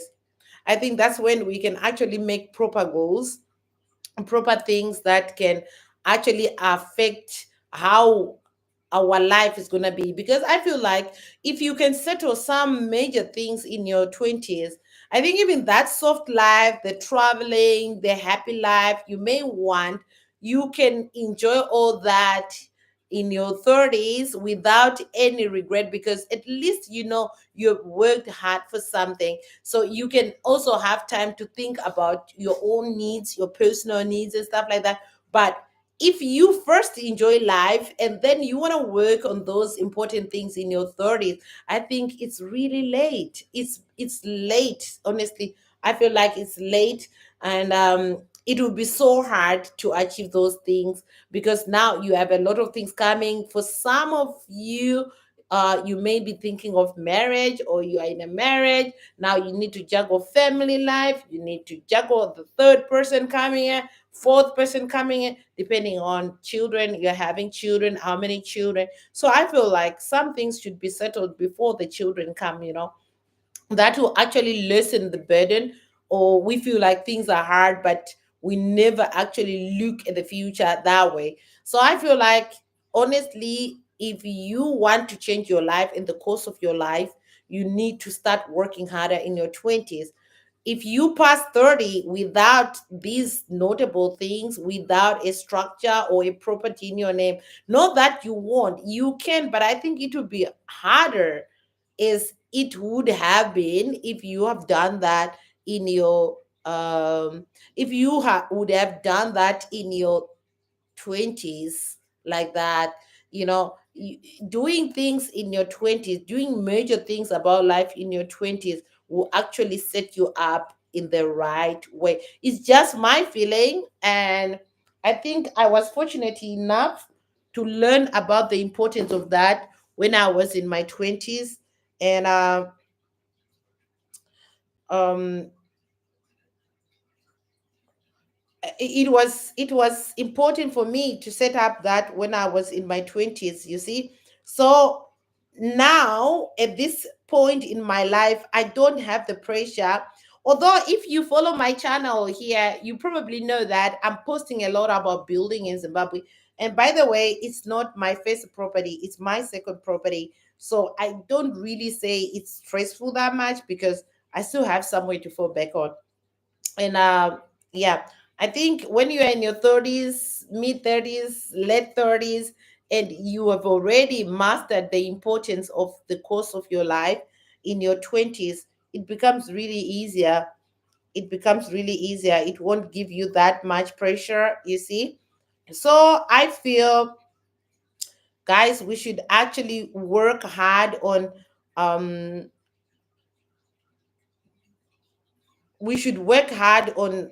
mapping a course that we want to follow in our lives, that will actually help us shape our future without so much stress and baggage. And I feel this would be so helpful, y'all. So if again, I will reiterate the information that I said. Sorry, guys. I need to send somebody a number. Okay, I did send a number. Now we're done this. So, like, I'll keep on pushing on that. And after this live stream, I am going to reschedule a live stream tomorrow. And y'all, I hope to see you there. And yeah, we can have another good chat there about the importance of setting a map, and also the importance of things. Like I said, me coming to China, a lot of things I didn't know, right? Nobody told me that I was gonna have so much comfort here in China. And I think a month ago I was laughing with my sister. She is a pastor's wife, and they live in another country, so we were laughing at this point, that when we live, or when we used to live in Zimbabwe, there are things that we used to pray hard for. We used to pray hard for, because we thought that it was luxury things. They were luxury things, because our government we're not providing us with those things. So for us, when we see them, when you see people sharing or talking about them, we used to feel like you have to be really blessed to have them. You really need to pray hard to fast for those things to have them, but after moving to other countries, you realize that no, it's not really that you need to work hard or to fast for this, because some countries are actually providing such things, such lifestyles to their citizens, whereas in my country it feels like you have to ask for miracles, you have to pay the pastors, to pay money that we call seeding. I don't know how. That's I felt like the pastors in Africa, you find that most people in Africa, they are so prayerful because they believe that the poverty they may have is as a result of them not having a closer relationship with God. Whereas it's not that. That is what they are told in churches, that what their pastors are telling them and using as a way to distort some money from them, you know to take money from them. They are using such points that you need to seed, by paying money, giving them money every month as a way to ask God to bless you someday, which I actually, after moving to China, I look back at it and I saw that, wow, that's a scam. It is a big scam, that pastors in Africa are taking money from their congregants, lying to them that they need to pay such money. God will answer their presence, like how desperate they want something, they should. That's how big their seed should be. They call it seeding. So if I want a car that costs 10,000, I must at least seed 1,000 in church for God to hear me and bless me to have that car. So I realized that after coming to other countries, developing countries, you realize that no, this is not actually something you need to fast for, or seed, or give somebody money to help you believe that you should have that thing. So you find that the majority of people in Africa, they become really prayerful, they become less prayerful once they move to other countries. Why? Because they will realize that in their countries they were being scammed for so many years. They were being scammed by the pastors to make them believe that they needed to do such things, like rituals. They are being the pastors are actually stealing from them using that method. But when they live in other countries, they'll realize there's no such a thing. Actually, the country economy, the country environment is actually set up for their residents to enjoy such company. All right. So that's what I want to say, guys. You just need to be prayerful to be. But then you find that when people move now to these developing countries, they'll forget. They become too excited by the new things they are seeing. They become too excited. They start living life they've never lived in their countries. Then they'll forget their goals. Okay, some may have actually hold this seeding to come to, or to go abroad. They actually paid the pastors for prayers.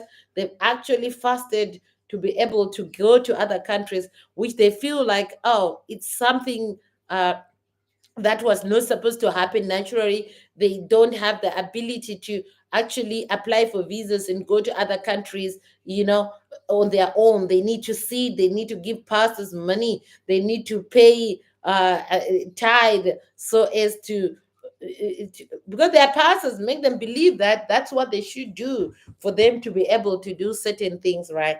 So I feel like some people, once they get to that, or they get to that destination, they will forget the reason why they wanted to come to that place in the first place, and just be enjoying life, which I feel like people should always remember, and never lose focus, regardless of what. They should never lose focus. They should always work towards their goals.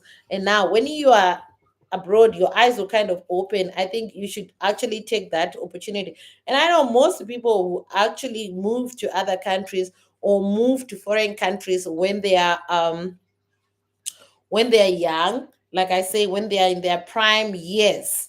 So them coming to another or a developing country and seeing that all the things they've always wanted, they can actually have these things easily without sweating for them. They will forget that one day they would love to go back to that same country where they used to sweat. But I think they'll actually forget that they should take hold. Thank you guys for joining the live. Please just hit that subscribe button as well as that like button before you leave. Please, please, please, please. I'm begging you. Thank you so much. I can see your presence by clicking the like button. I'll know you did likewise to the subscribing button. So yes, so what I'm saying, when people are coming from third world countries, right, and they move to these developed or developing countries, they tend to forget where they are coming from, and then it just enjoy good life, soft life, and forget that where they are coming from, they need to change their course of their lives. So while they are still in their prime time, I think that is the best time to actually develop where they are coming from. But some of them will be consumed and forget about all that and just enjoy life, by the time they'll realize that it's too late, maybe those opportunities they'll get the first time they arrive may have passed, which this one I've seen it in China. Honestly, I did a video. I actually addressed how life used to be in China and how life is, or what it means to be living in China at the moment. You know, then life used to be cheaper, right? And easy. But now life is becoming harder and very hard to find jobs and earn money. So you find most people were thinking, oh, I'll start next week, I'll start next week. Before you know it, COVID hits, and some people were with nothing because they were living from paycheck to paycheck, but living a lifestyle they can't afford, impressing people who doesn't even like them. You see, so I feel like when you move to a foreign country, and despite the comfort the country will give you, you should never forget where you're coming from. I think the first thing that a person should do, because I know when a person is taking the plane to go to another country, they have a certain goals, things to achieve, things they want to do back in their countries the moment they get there. Everybody taking the plane has a plan. The first time everybody's taking the plane to go to another country, they surely do have a plan. But some of these plans will be lost on the way because of the excitement they get when they arrive at the destination. Some people will forget about the plan they came with. Some will even have a ceremony at home whereby the parents will be advising them or telling them never to get too excited, because they know it happens when people come here. I know, like in my country, um, most people, I think the largest population of Zimbabweans are living in South Africa. That is a neighboring country. And as you know, in the southern part, I think in Africa in general, South Africa is one of the well developed countries in Africa. Well, I know recently other countries are coming up so well. Like you look at Ethiopia, you look at um I know Ethiopia. There is also with Rwanda. Yes, Rwanda. I heard Rwanda is doing so great, and it's unfortunate that also South Africa is also suffering its own problems right now. I think it's not as it used to be. But if you want to look at the infrastructure in the country, South Africa is actually doing has been doing well for so many years until recently. All right. So you find that the largest migrations of Africans was to the largest migration in Africa, within Africa, was to South Africa. You find most people in Africa, they moved to South Africa because honestly, life is good, is nice, and also, it's classy, right? So some people actually moved from Zimbabwe. People I know personally, they moved from Zimbabwe to South Africa to search for greener pastures. Once they go there, they totally change. Some of them lived in South Africa for so many years, which I also did a video in my native, but when you're watching it, you can actually have subtitles, right, in your own language. I opened that so you can understand what I was talking about. If you had chance, you can go in my channel, search for that video that I say Zimbabweans in diasporas need to understand this, you know, need to understand this, because I see most people now. That one I was referring, I remember when I was growing up, there were people that I know that were said to have moved to South Africa for work. And once they got there, nobody knew what happened to them because they stopped communicating. They stopped even coming back home. They got married to South Africans. Some of them maybe even died in South Africa and they never returned. So they were just like Vakato Rovera Coco, like is as in they actually changed. They don't want to have anything linked to them. They don't want any connections with Zimbabwe. So that happens. It's not because those people really didn't want to have anything linked to them, you know. It is because they really don't have anything to point at. Some of them, they ended up living on the streets or becoming mad people, becoming so depressed because they don't have anything to go back home for. They don't have a place to live. Some have been living out of Zimbabwe for so many years to the extent that they don't even have any communication. They stopped communicating to their families back home. They stopped every communication way. They don't even know. Nobody knows where they are, right? They just decided to live in South Africa. Not only South Africa, it also happens with countries like the UK. There are so many Zimbabweans that went to the UK and never returned. But like what I'm saying, whenever they're leaving or whenever many Zimbabweans are leaving for these countries, they do have a plan. They do have a plan. In most cases, the plan is to come back, to go and live there for some few years, have make progress back home, send money, have their project run back home. But some of them, once they started living the life, once they started living their life, they totally, totally forgot about where they're coming from. Their dreams, their plans just went on the drain like that. And they never look back. And some of them, they are living in full regret right now. Some of them, they do have bigger families now. If they think of visiting Zimbabwe, they have nowhere to go. Now, thinking of visiting Zimbabwe and staying in a hotel is just not worth it, right? Some of them, they really want to come home, but they don't have anywhere to go. They don't. And some of them have actually cut communication with their families. Now they don't have anywhere to return to. They want to come, but they have nowhere to go.